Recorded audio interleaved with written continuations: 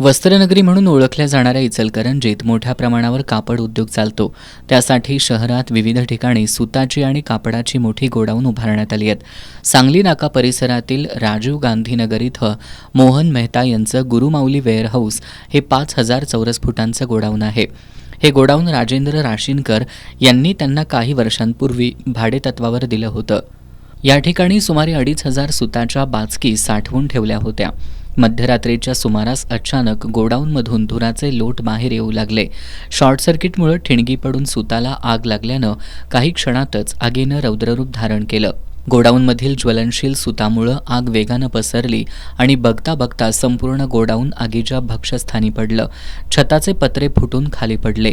धुराचे मोठे लोट परिसरात पसरल्यानं नागरिकांमध्ये भीतीचं वातावरण निर्माण झालं.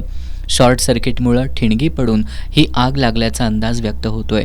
या घटनेची माहिती मिळताच इचलकरंजी महानगरपालिकेच्या 2 अग्निशमन गाड्या तात्काळ घटनास्थळी दाखल झाल्या.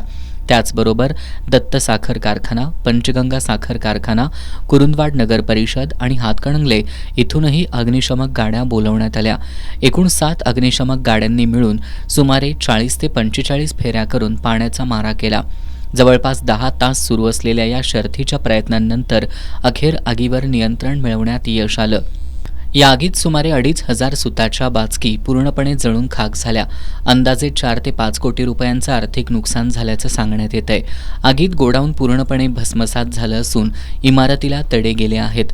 काही भिंतींचं मोठं नुकसान झालंय. दरम्यान ज्या इमारतीत गोडाऊन आहे त्याच इमारतीच्या वरच्या मजल्यावर राशीनकर कुटुंब वास्तव्याला आहे. त्यांच्या घरात एका बाळाच्या बारशाचा कार्यक्रम आणि राजेंद्र राशीनकर यांच्या 61व्या वाढदिवसाची तयारी सुरू होती. नातेवाईक मोठ्या उत्साहात कार्यक्रमासाठी जमले होते. मात्र मध्यरात्री आग लागल्याची घटना समजताच आनंदाच्या वातावरणावर विरजण पडलं. घरात धुराचे लोट पसरले.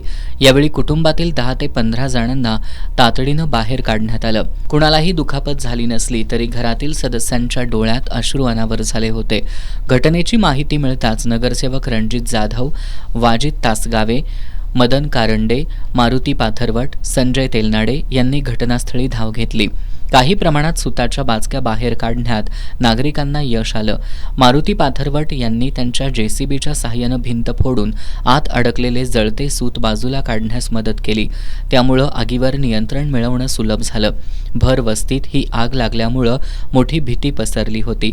सुदैवाने वेळीच अग्निशमक दल पोहोचल्यानं आणि स्थानिकांच्या मदतीमुळं मोठी दुर्घटना टळली. या घटनेनंतर औद्योगिक भागातील गोडाऊनमध्ये अग्निसुरक्षेची उपाययोजना अधिक काटेकोरपणे राबवण्याची गरज पुन्हा अधोरेखित झाली आहे.